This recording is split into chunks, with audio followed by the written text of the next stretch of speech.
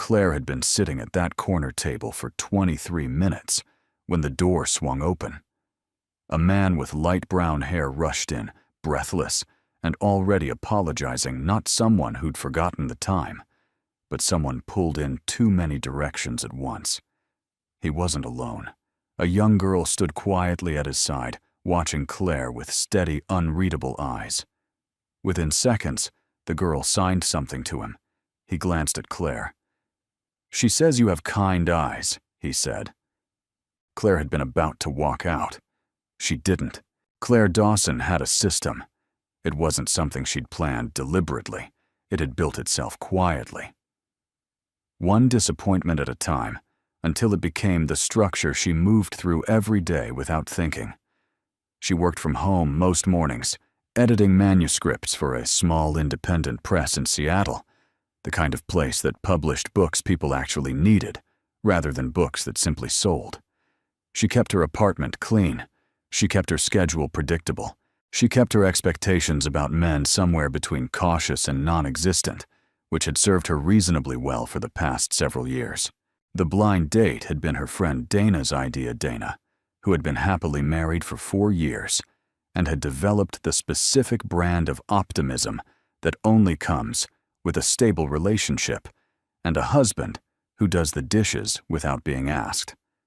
Dana had described Ryan as steady, which Claire had translated in her head as boring and dependable, which she had translated as the kind of man who will still disappoint you, just on a more predictable schedule.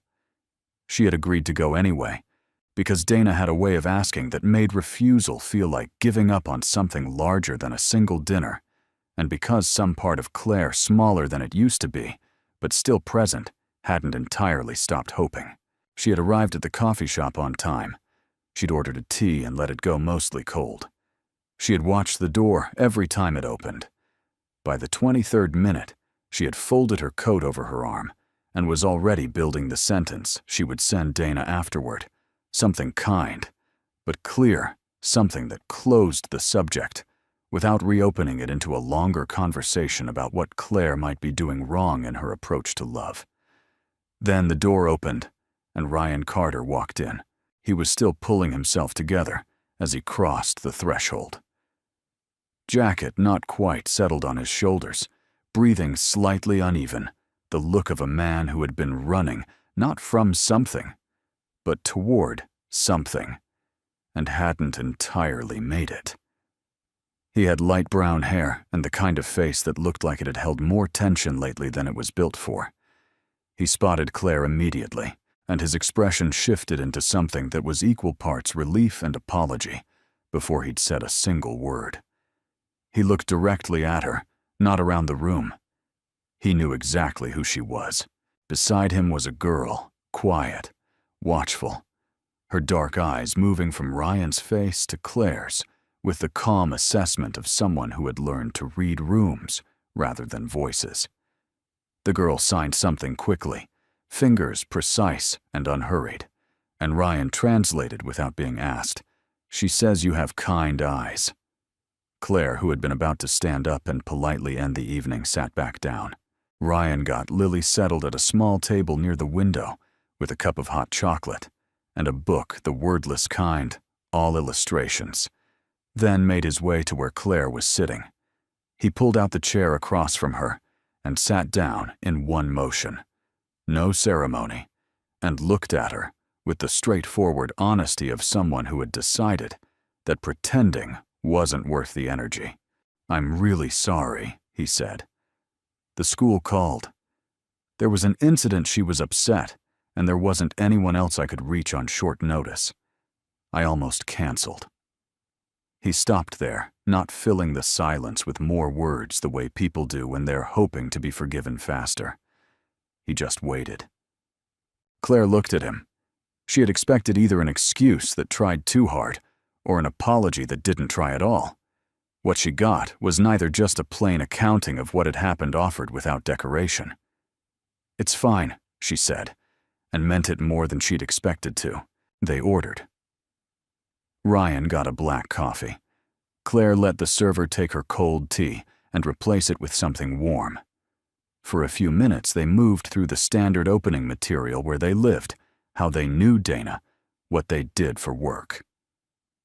Ryan managed a furniture store that had been in his family for a while, the kind of place that still had actual craftsmen in the back, rather than flat-pack assembly lines out front. Claire told him about the press, about the manuscripts she spent her days inside, about the particular satisfaction of finding the sentence in someone's draft that unlocks what the whole book is trying to say. He listened in the way that some people do, not waiting for his turn, but actually following the thread. The conversation moved in and out of comfortable territory. At some point, the coffee shop filled up around them, the early evening crowd filtering in, and Claire became aware that she had stopped watching the clock.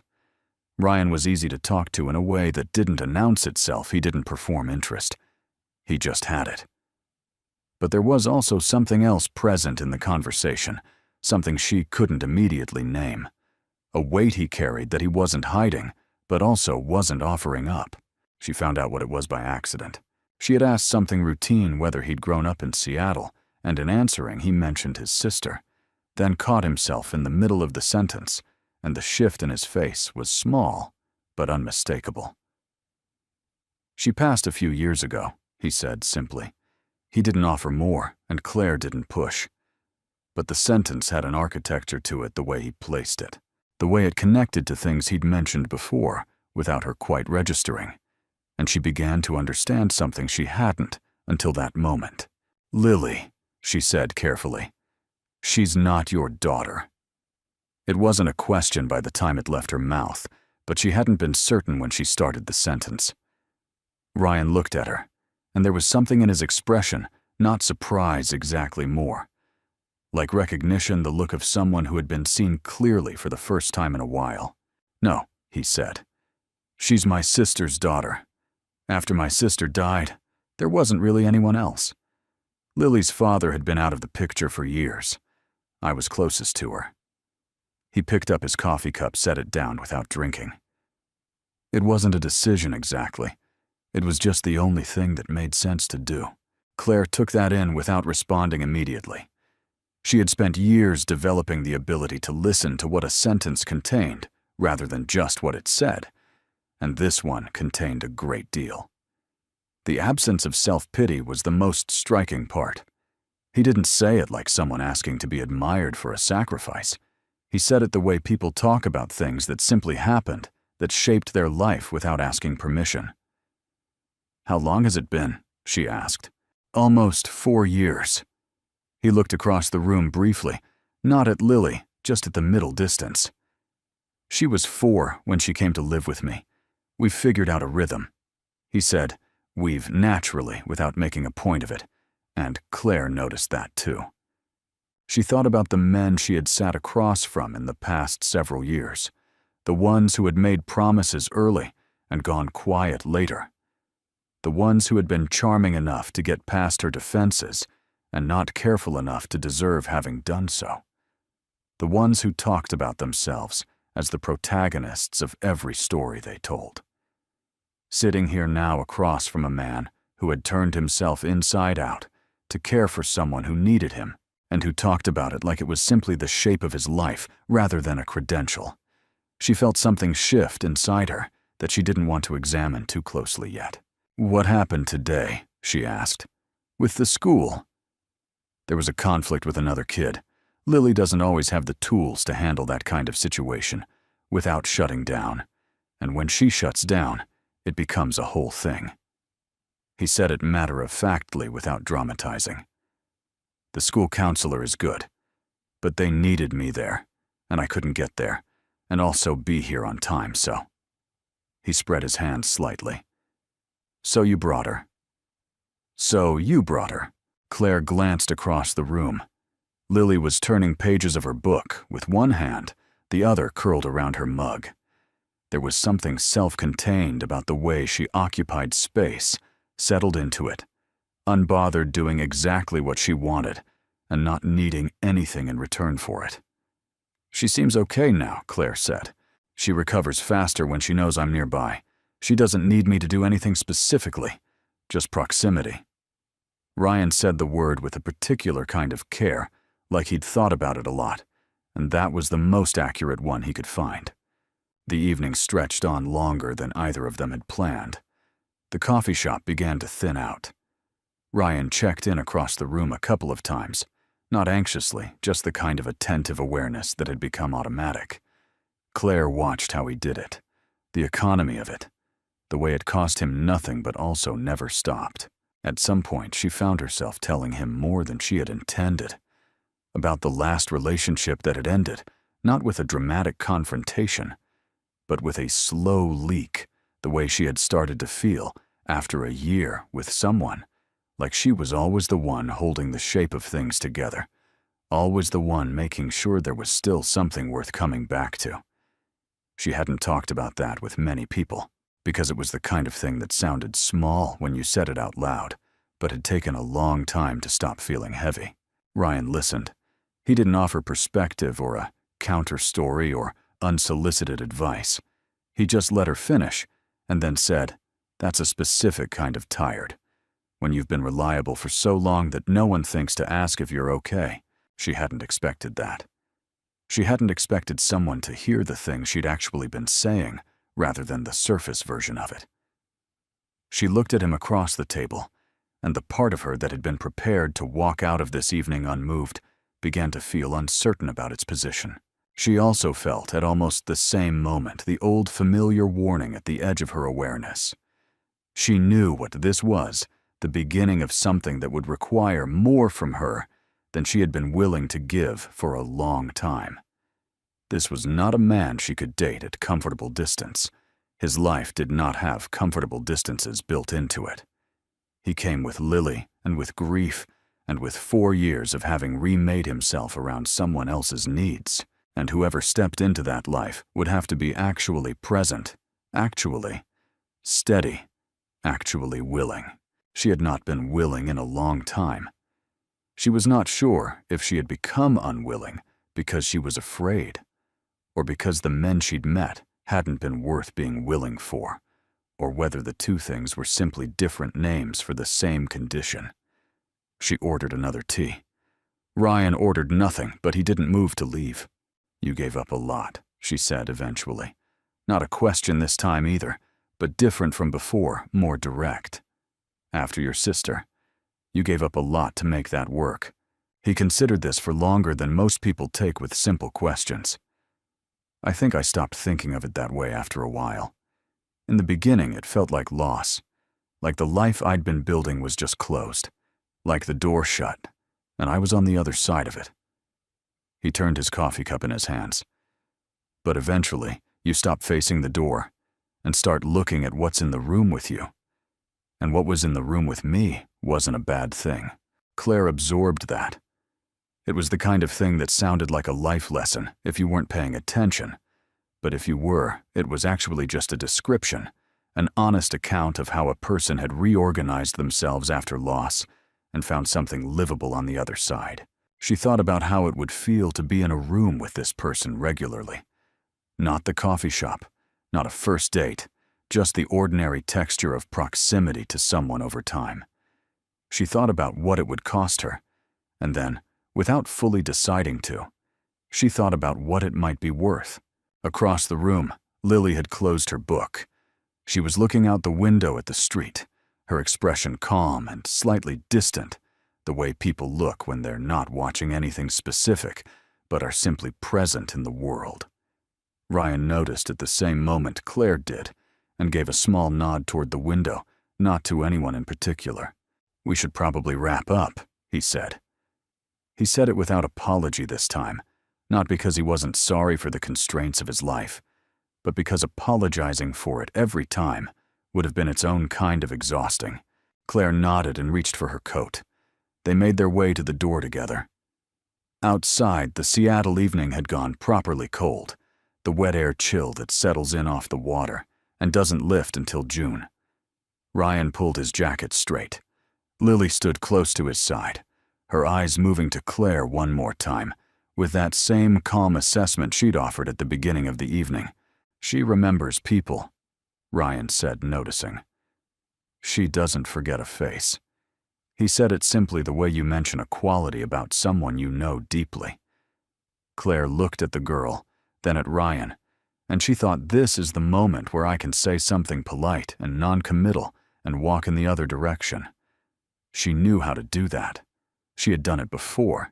She was good at it, at the graceful withdrawal that left everyone's dignity intact and nothing begun. She said, "I'd like to see you again." Ryan looked at her. She watched something in his face that had been carefully neutral for most of the evening shift slightly. Not surprise, not relief. Something quieter than either of those. Like a window opened by an inch in a room that had been closed for too long. "Yeah," he said. "I'd like that." They walked in separate directions. Claire got half a block before she realized she was not as she had expected, calculating whether this had been a mistake. She was thinking instead about what he had said about the door closing and turning away from it, and finding out what was already in the room. She was thinking about what it meant to be willing. She was thinking that maybe the question she should have been asking all along wasn't whether a person came with complications, but whether they were honest about them. Ryan Carter was honest about his. So honestly, so plainly, and with so little performance, that it was almost disorienting for someone who had spent years braced for the version of honesty that only arrives after you've already been let down. She walked home in the cold. She didn't think about whether to text him first, or whether to wait a reasonable amount of time, or whether she was moving too fast. She just walked and let the evening settle in her chest the way things do when they mean something you're not ready to name yet, but already know. The first few weeks were easy in the way that beginnings always are, before the real shape of a thing reveals itself, before the weight of it settles into the ordinary days rather than just the highlighted ones. Ryan and Claire texted in the evenings, met for coffee twice a week, when schedules aligned, and talked the way people talk, when they're still in the stage of finding out who the other person is, and finding each time that they like what they're learning. It had a good quality to it, a quiet, specific good quality that Claire had not felt in a long time, but the shape of Ryan's life was not built around ease, and eventually that became apparent in ways a first date could not have prepared her for. The canceled plans were the most visible part. Ryan would confirm a Friday dinner, and then an hour before, a message would come through something at the school, or a medical appointment that couldn't wait, or simply that Lily had had a hard day, and he couldn't in good conscience leave her with a sitter and walk out the door. He always apologized. He always meant it. But the apologies stacked up, and Claire found herself doing the math on how many times she had gotten dressed for something that didn't happen, and the math was not comfortable. She didn't say anything because she understood genuinely, not performatively, that his situation was real and not a choice he was making against her. But understanding something and being unaffected by it are not the same condition, and she started to feel the edges of something she didn't want to name. Not anger, exactly. More like the sensation of standing just outside a door that was never quite open enough for her to step through. She could see the room.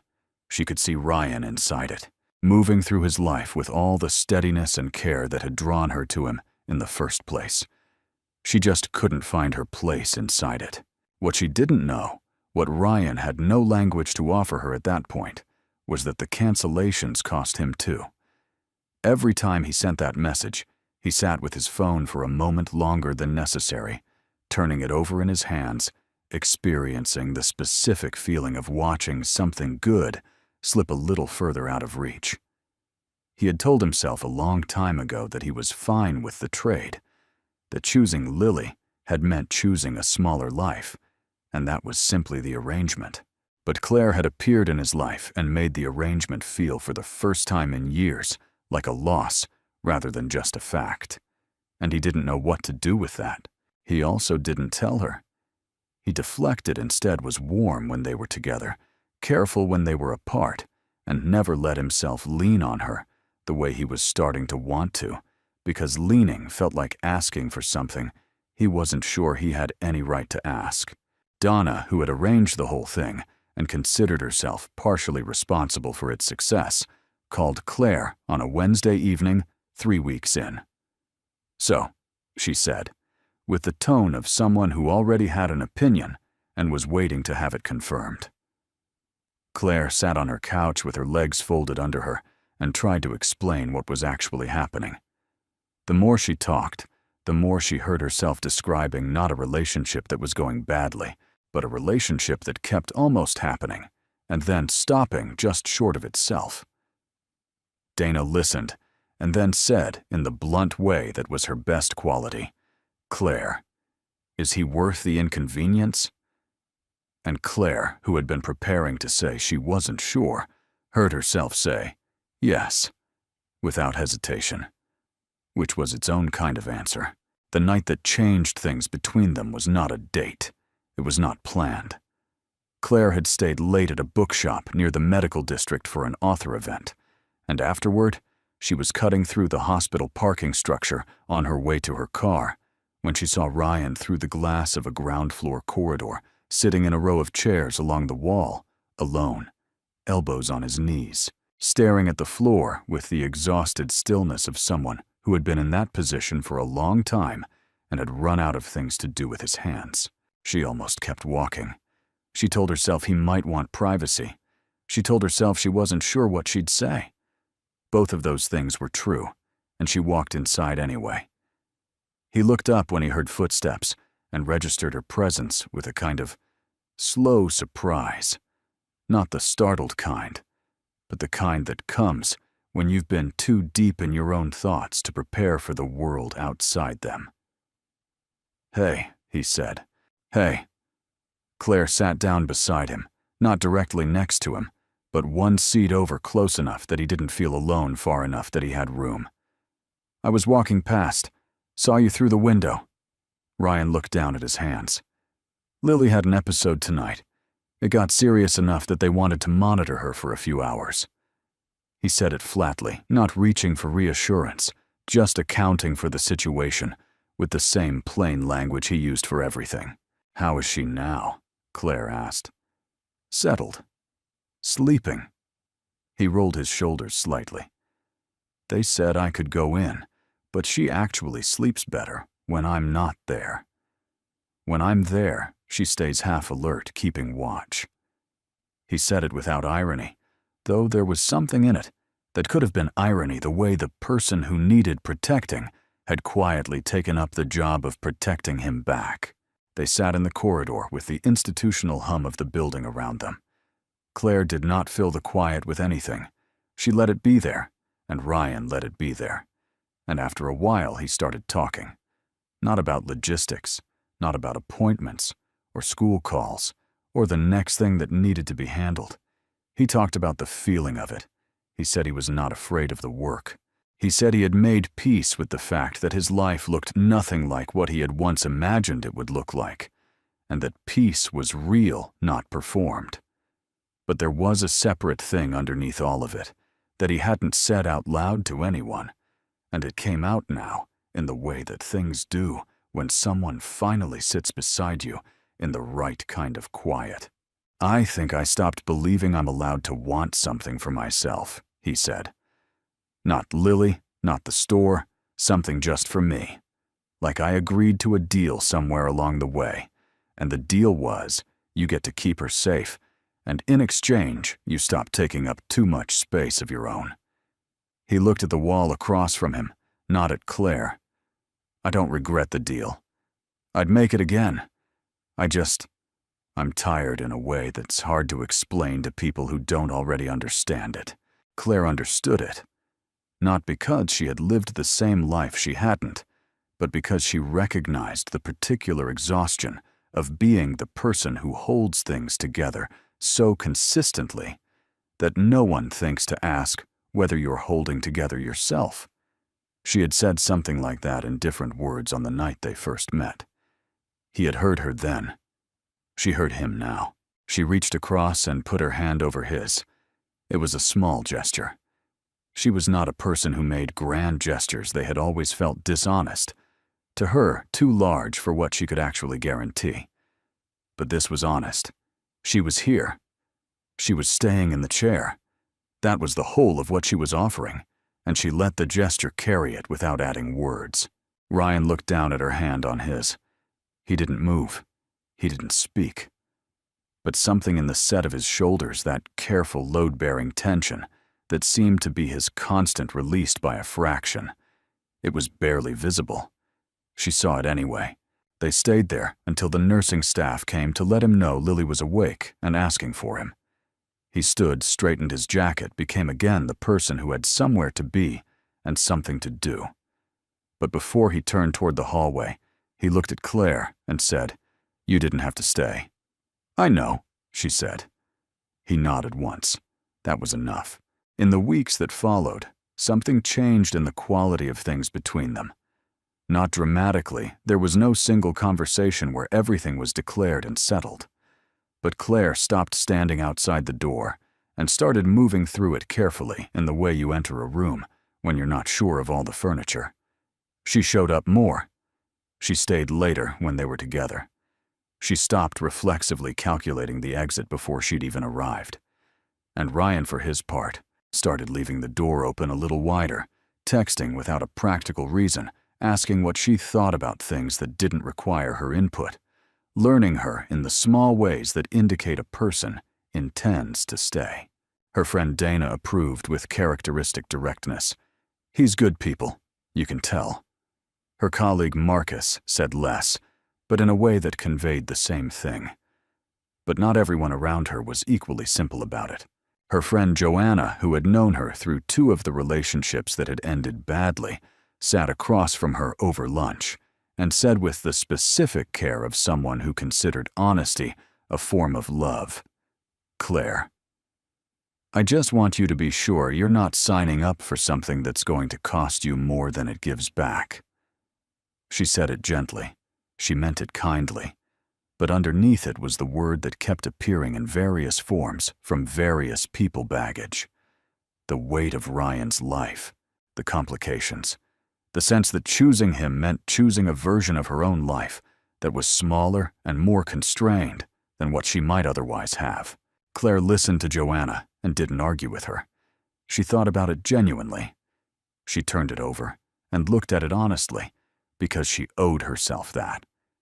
And what she found when she looked was that the version of her life she had been living before Ryan, the clean, controlled, predictable version, had not actually felt large. It had felt safe. Those were not the same thing, and she had been confusing them for years. She didn't say that to Joanna. She said she appreciated it, and she meant that too.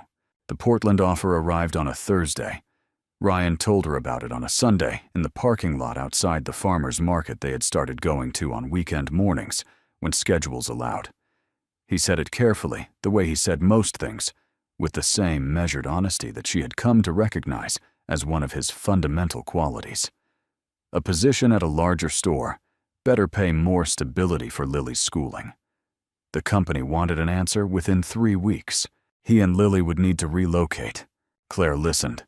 She kept her face neutral in the way she'd learned to keep it when she needed to think rather than react. "What are you going to do?" she asked.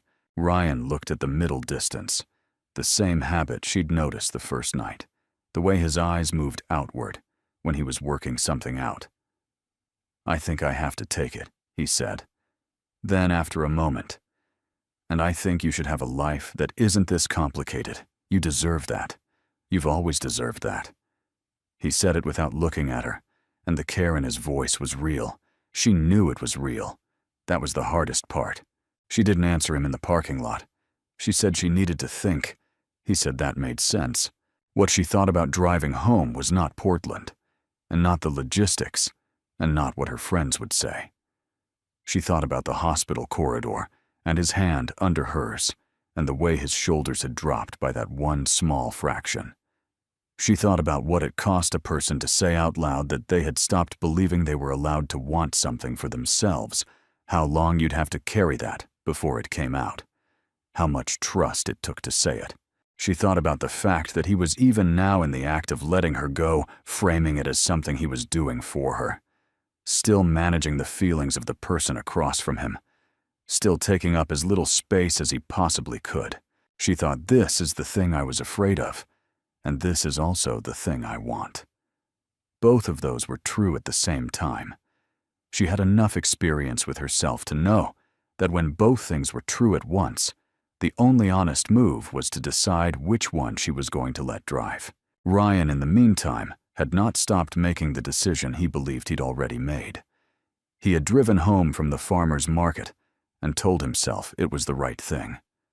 He thought about Claire's life, the clean apartment, the careful career, the way she had built something self-contained and functional out of the years since her last real heartbreak, and he thought, she doesn't need me pulling her into the current of all this.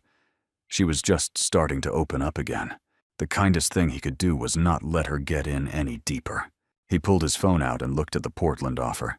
He thought about Lily's school options. He thought about the store and the salary. All of it pointed in the same direction. He told himself the direction was correct. Then he called Claire and asked if she could meet him at the coffee shop where they had first sat across from each other on a night when she had almost walked out before he arrived. He didn't say why. She agreed. He sat at the same corner table. He had already ordered by the time she walked in, and he watched her come through the door, coat on hair damp from the November cold outside, and felt the particular quality of loss that arrives before something is even over. The specific ache of watching something good and knowing you're about to be the one who ends it. She sat down. She looked at him, and he could tell from the way she looked at him that she already had some sense of what this was. She was composed in the way she got when she had prepared herself. "I'm going to take the position," he said. "And I don't want to ask you to wait for something that isn't fair to ask you to wait for. You've been more patient than anyone I've known in a long time, and I don't want to turn that patience into something you regret." He kept his voice level. He had rehearsed this, not in the sense of writing out lines, but in the sense of getting his own feelings organized enough that they wouldn't come through and make it harder for both of them. Claire listened to the whole thing. She didn't interrupt, and she didn't look away. When he finished, she was quiet for a moment that stretched long enough to make him uncertain, and then she said, "You're doing it again." He looked at her.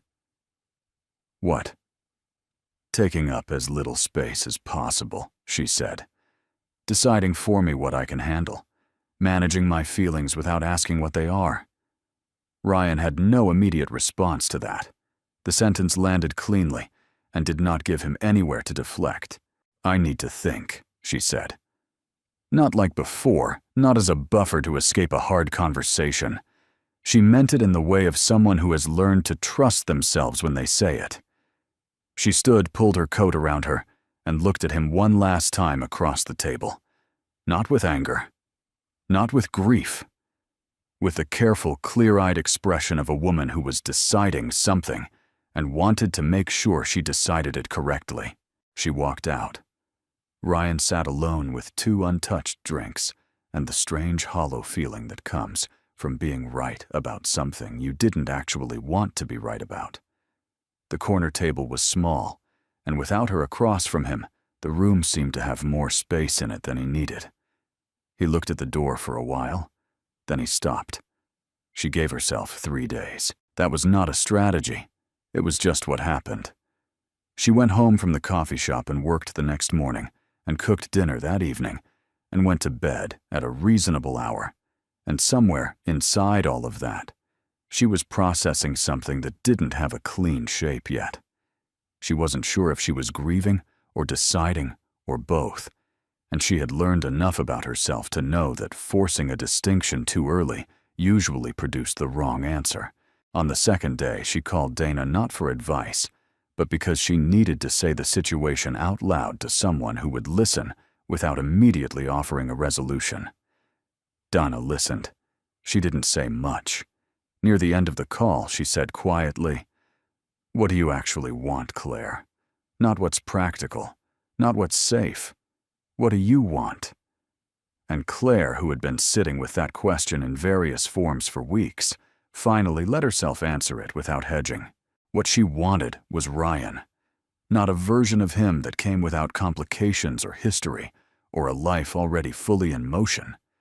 She wanted the actual person, the one who translated sign language across a coffee shop table and sat in hospital corridors and talked about closed doors and what was already in the room. She wanted the steadiness of him and the honesty of him and the way he listened, like what she was saying actually mattered to him. And she wanted to be someone he was allowed to lean on for once, instead of the other way around. She had spent years telling herself that keeping her life measured and controlled was wisdom. And it had been wisdom. In part, she had protected herself from real damage, had kept her footing through situations that would have broken her if she'd gone in unguarded. But there was a difference between protecting yourself and sealing yourself off entirely. And somewhere along the way, she had stopped being able to tell them apart. She had not been living carefully. She had been living small, and she recognized now that those were two entirely different things. Ryan was doing the same thing from the other direction.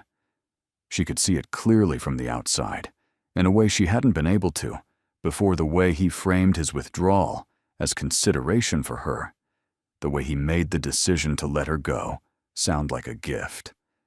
It was the same instinct she had spent years practicing. Make yourself smaller. Need less. Give the other person an easy exit before they decide to take a harder one. She had called it self-sufficiency. He called it protecting people he cared about. Neither of them had been willing to name it for what it actually was. On the third day, she packed a bag and drove to Portland. She had his address from a conversation 2 weeks before the Portland offer had even arrived, a casual afternoon, when they'd been talking about the neighborhood she'd never explored. And he had mentioned the area where he'd once looked at apartments, then sent her a pin almost as an afterthought, the way you share something without knowing yet whether it will matter. She had saved it without comment at the time. She put it in her GPS now and drove the 3 hours down the interstate with the heater on, and a podcast she didn't actually listen to playing in the background. She had not told him she was coming, not because she wanted to surprise him in the dramatic sense, but because she knew that if she told him in advance, he would spend the hours until her arrival talking himself out of letting her in. He would prepare. He would get his feelings organized and his distances managed. She didn't want his prepared version. She wanted the one she'd found in the hospital corridor, the one that was tired and honest and had run out of things to hide behind. She found the address in a quiet residential stretch, a narrow 2-story house with a front porch and a door painted a dark green that looked like it had been chosen carefully. She sat in the car for a moment on the street outside, looking at the house, and she thought about the version of herself who had been sitting at a coffee shop table 23 minutes, in coat in hand, composing the polite exit message. That woman had been so ready to leave. She had been so practiced at it. She got out of the car. Ryan answered the door in a faded gray pullover, a dish towel over one shoulder, and the expression of a man who had been doing something ordinary and had not prepared his face for anything else. He looked at her. She looked at him. Several seconds passed without either of them filling them. "I drove from Seattle," she said, which was not what she had planned to lead with, but it was accurate, and she had a feeling accuracy was the right register for this conversation. Ryan stepped back from the door. Not far, just enough. It was an invitation of a very specific kind, not enthusiastic, not guarded, but open in the way of someone who is waiting to understand before he reacts. She came inside. The house was still in the early stages of being lived in boxes in the corners, furniture placed functionally, rather than finally the walls not yet holding anything. It smelled like a new place. Fresh paint and cardboard, and something cooking on the stove that he'd left running. She noticed all of it peripherally, the way you notice the details of a room when you're actually paying attention to the person in it. Ryan moved back to the kitchen and turned the heat down under a pan. He did it without making a point of it, not to fill time just because the food was going to burn if he didn't. When he turned around, he leaned against the counter and looked at her with the same direct, undecorated attention she had first noticed in the coffee shop. "You didn't text," he said. "I know." Claire set her bag down near the door. She had thought about what to say during the drive and had arrived at the conclusion that the thing she wanted to say was not complicated, only difficult. "You made a decision for me," she said. "In the coffee shop. You decided what I could handle and what I deserved, and what would be best for me going forward, and you did all of it without asking me what I thought. And I let you that night, because I needed to figure out whether I agreed with you." She let that settle. "I don't." Ryan said nothing. She could see him receiving the words, not deflecting them. "I don't need a life without complications," she said. "I've had that. I've had very clean and very uncomplicated, and it was fine. It was fine every single day in a way that doesn't actually add up to much." She kept her voice even, not to suppress what she was feeling, but because what she was feeling was not anger, and she didn't want it to sound like anger. It was something closer to clarity, the particular steadiness that comes when you've decided something, and the deciding is finished. "What I need is someone who is actually honest with me, who doesn't manage me, who lets me decide what I can handle rather than making that call on my behalf." She looked at him directly. "That's you, when you're not busy protecting me from yourself." Ryan looked at the floor briefly, the same downward shift she had seen in the hospital corridor, the tell that he was no longer performing composure, but actually feeling something. When he looked back up, his expression was open in a way it rarely was, the careful neutrality he maintained like a habit stripped away. "I've been doing it a long time," he said. "The keeping people at the edge of things, giving them the option to leave before they get far enough in to decide they want to stay." He said it like a diagnosis, not an excuse, with the flat recognition of someone who has thought about a pattern long enough to see it clearly. "I think I was doing it with you from the beginning. Even when I was showing up, I was leaving room for you to walk." "I know," Claire said. "I was doing the same thing." That landed differently than she had expected. She saw it in his face. He hadn't thought of it that way. He had been so focused on protecting her from his life that he had not registered she was running her own version of the same defense. She crossed the room and sat down at the kitchen table. Not dramatically the way you sit when you intend to stay for a while, and you want the other person to understand that. Ryan pulled out the chair across from her and sat down without ceremony, the same way he had done in the coffee shop on the first night. And the symmetry of it was not lost on either of them. "I'm not here to ask you to come back to Seattle," she said. "I'm here because I needed you to know that I'm not choosing the easy version. I've thought about it, and I'm not choosing it. If that matters to you, then we should figure out what comes next. If it doesn't..." She stopped, not because she had lost the sentence, but because she wanted him to have room to answer before she finished it. Ryan reached across the table.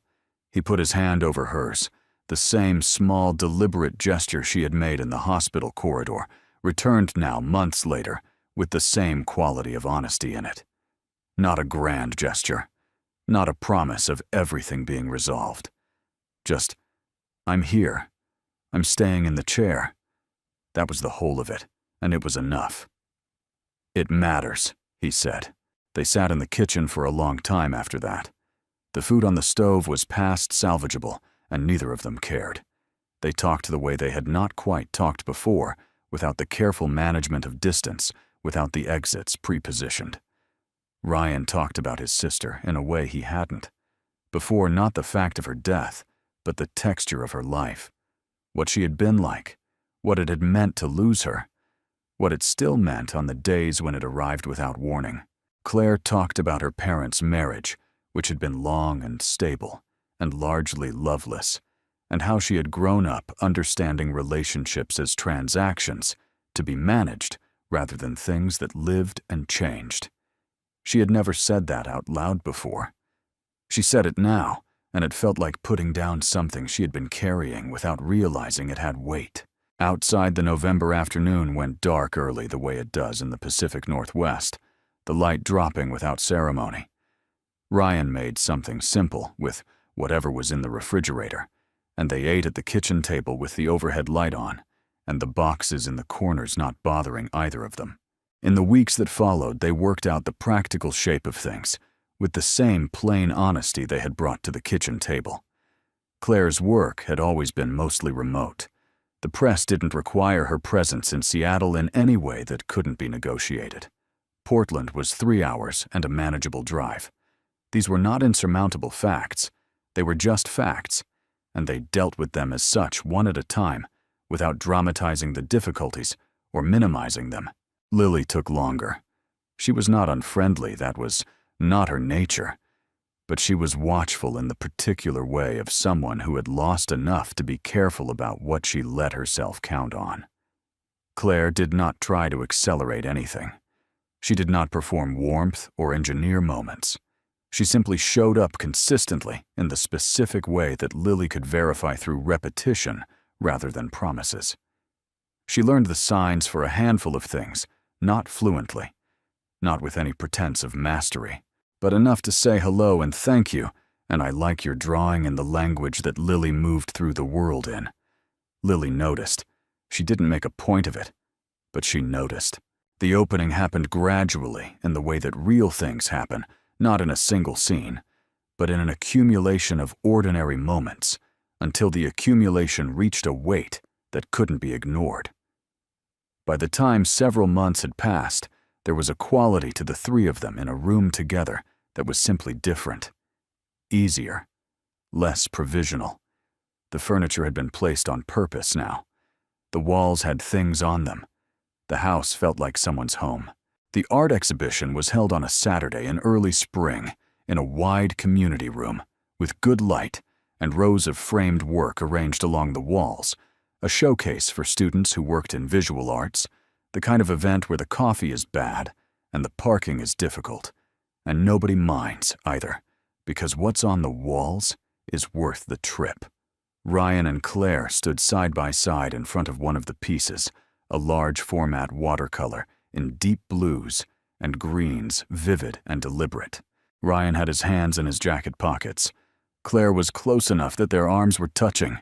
Lily had been moving through the room with the specific contained energy of someone who knows the space and is comfortable in it, stopping to look at certain pieces with the focused attention she brought to things she found genuinely interesting. After a while, she came to stand between Ryan and Claire in front of the blue watercolor, studying it, with her head tilted slightly. Then she looked up at Claire, and her hands moved measured and clear, each sign placed with the precision that was characteristic of how she communicated everything. Ryan translated quietly. His voice was even, but it wasn't quite steady. She says I knew from the beginning you weren't going to leave. Claire stood very still. She looked at the watercolor. The blues and greens held the light in layers, color over color, each one visible through the one on top of it. She thought about the coffee shop, and the 23 minutes, and the coat over her arm, and the door opening. She thought about the version of herself who had been so ready to walk out, and had instead sat back down. She thought about all the moments between then and now, the hospital corridor, the parking lot, the kitchen table in Portland, and how none of them had been easy, and all of them had been worth it. Ryan's hand found hers at her side, not making a moment of it, just closing around it the way you reach for something you trust will be there. Claire looked at Lily, who had already turned her attention back to the painting, satisfied with having said what she wanted to say. There was no performance in it, no bid for reaction. She had simply stated a thing she believed to be true with the same directness she brought to everything, and moved on. This was what love looked like when it was real, Claire thought. Not the absence of difficulty or fear, or the long stretches of not being sure. It looked like three people standing in front of a painting on a Saturday morning in a life that had not gone the way any of them had planned, that had required more of them than they had expected, And that had turned out in ways that were hard to put into clean language to be exactly enough. She held Ryan's hand. She looked at the painting. Outside, the early spring light was doing something generous with the clouds, the way it does sometimes, after a long winter, as though reminding you that the dark was not the permanent condition, only part of the cycle, only one of the things the year contains. They stayed until the room cleared. Neither of them moved toward the door first.